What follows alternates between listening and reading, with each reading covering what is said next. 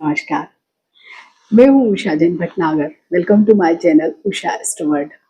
यह वीडियो धनु राशि के अक्टूबर के राशिफल का है।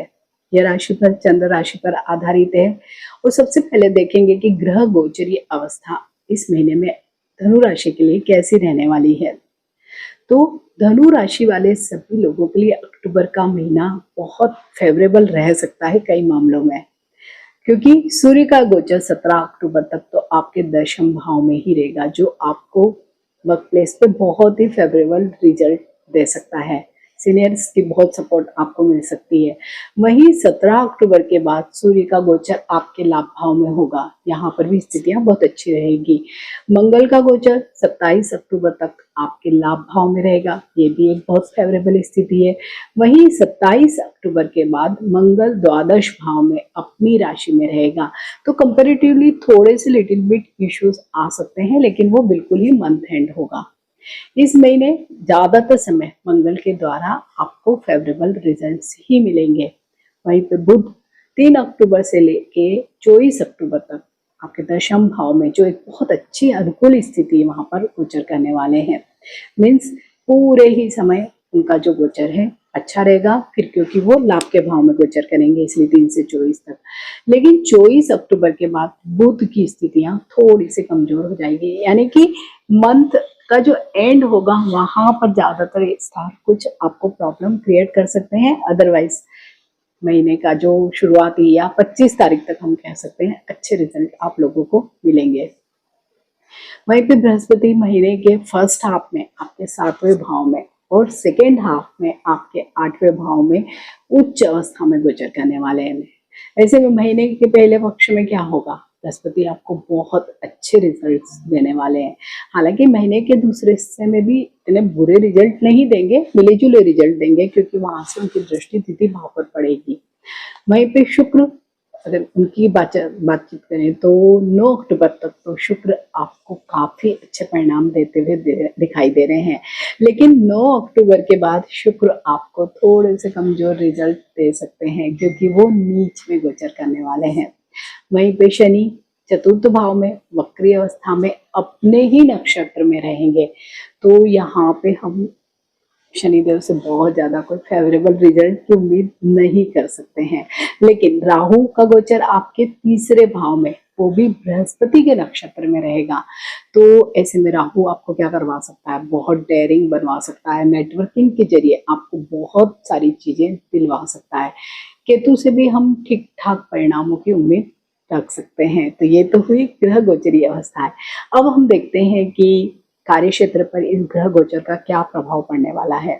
तो सबसे पहले कैरियर भाव के जो स्वामी इस महीने अनुकूल स्थिति में रहेंगे, तो 3 अक्टूबर से लेकर 24 अक्टूबर के बीच बुध ग्रह भी लाभ भाव में रहेंगे, तो ये भी एक फेवरेबल स्थिति कही जाएगी, क्योंकि लाभ मिलेगा कहीं ना कहीं से। जो लोग नौकरी पेशा है या जो लोग बिजनेस में भी है, दोनों को ही हर तरफ से अच्छे परिणाम ही देखने को मिलेंगे।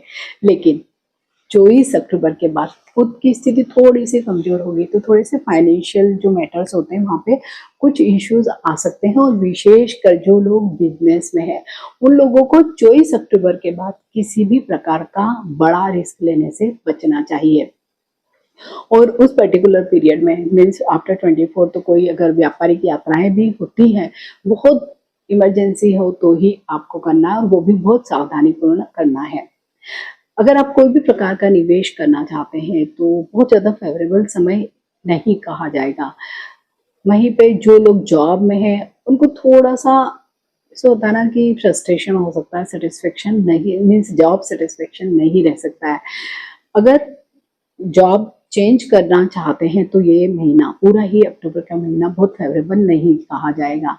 तो अक्टूबर का महीना ऐसा है कि जहां भी जिस भी कार्य में या जिस जगह आप हैं वहीं पर आप अगर मन लगाकर कार्य करते हैं तो सारे जो स्टार्स हैं आपको अच्छे परिणाम दे सकते हैं। लेकिन अगर आपने चेंज करने का सोचा तो कुछ प्रॉब्लम आपको फेस करना पड़ सकते हैं।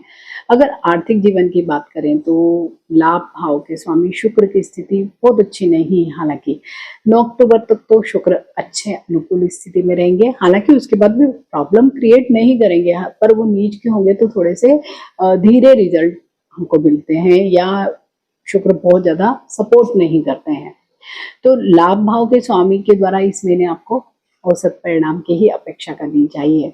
वहीं पे 27 अक्टूबर तक लाभ भाव में मौजूद मंगल और महीने के पहले हिस्से में लाभ भाव को देख रहे बृहस्पति आपको बहुत अच्छे लाभ दिला सकते हैं। कहीं पे रुका हुआ पैसा वो मिल सकता है, कोई बड़ा एरियर या बोनस या इस तरह की चीजें भी आपको मिल सकती है। वहीं पे धन के कारक बृहस्पति थोड़ी सी बचत में आपको थोड़ा निराश कर सकते हैं। मीन्स आपके खर्च इस महीने ज्यादा हो सकते हैं, तो बचत वाला जो पार्ट है थोड़ा सा कमजोर आपका इस पूरे ही महीने में रह सकता है। हालांकि आपको जो खर्च होगा वो ये दिखाई दे रहा है कि अच्छे कार्यों में ही होगा। मीन्स मौज मजे के लिए होगा, धार्मिक कार्यों के लिए होगा, पारिवारिक कार्यों के लिए हो सकता है। अब बात करते हैं स्वास्थ्य की। तो स्वास्थ्य की दृष्टि से अगर देखें तो धनु राशि वाले सभी लोगों को अच्छे रिजल्ट मिलेंगे।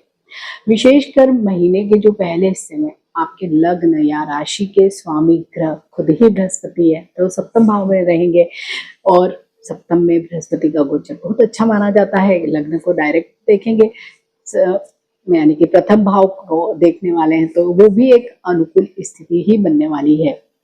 हालांकि शनि की दृष्टि पूरे महीने प्रथम भाव पर बनी रहेगी, तो बीच में क्या कर सकते हैं, आपको लेजी बना सकते हैं या थोड़ा सा केयरलेस बना सकते हैं। तो उससे क्या होगा, कुछ न कुछ स्वास्थ्य संबंधी समस्याएं आ सकती है। विशेषकर जोड़ों में दर्द आपके हो सकता है या कुछ न्यूरोलॉजी से रिलेटेड कुछ इश्यूज आपको हो सकते हैं।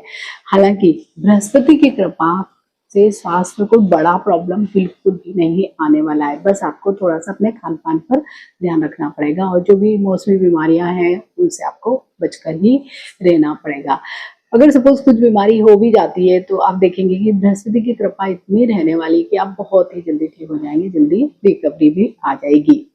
वहीं महीने का जो सेकेंड हाफ है वहां पे बृहस्पति 8वें भाव में रहेंगे। भले ही बृहस्पति उस समय उच्च के रहेंगे, लेकिन 8वें भाव में होने के कारण आपको अपने हेल्थ को लेकर अवेयर रहना पड़ेगा, केयरफुल भी रहना पड़ेगा। तो ऐसे में आप लोगों को क्या करना चाहिए, ध्यान, योग, मेडिटेशन, इन सब की मदद लेनी चाहिए। खाने पीने पे बहुत कंट्रोल रखना चाहिए। वहीं पे एक और फेवरेबल बात क्या होगी, जो इम्यूनिटी के कारक ग्रह हैं सूर्य, वो आपको सपोर्ट करेंगे। मीन्स ऐसा कोई प्रॉब्लम आपको ऐसा नहीं होगा। हालांकि दूसरे हिस्से में सूर्य नीच के रहेंगे तो थोड़ा सा वहां पे फिर प्रॉब्लम आ सकता है, विशेषकर आंखों से संबंधित मामलों में या ईएनटी से रिलेटेड इश्यूज आपको कुछ न कुछ हो सकते हैं। तो कुल मिलाकर अगर हम देखें तो थोड़ा सा भी आप अपने हेल्थ को लेकर अवेयर रहेंगे, केयरफुल रहेंगे, तो आपका जो पूरा महीना आपकी हेल्थ को अच्छा ही रखने वाला है। अब बात करते हैं लव एंड रिलेशनशिप की। तो प्रेम जीवन की अगर हम बात करें तो इस महीने आपके पंचम भाव के स्वामी मंगल की स्थिति ज्यादातर टाइम में तो अनुकूल ही रहने वाली है। हालांकि पंचमेश होकर मंगल पंचम भाव को देखेंगे, जो कि एक अनुकूल बात है, लेकिन फिर भी मंगल की दृष्टि क्या इन जनरल करवाती है कि थोड़ा सा एग्रेशन दे देती है, बातचीत में थोड़ा सा इस तरह का दबाव बनाने वाला भी स्वभाव बनता है। तो कई बार चीजें अच्छी खासी भी चीजें चल रही हो वो भी बिगड़ जाती है।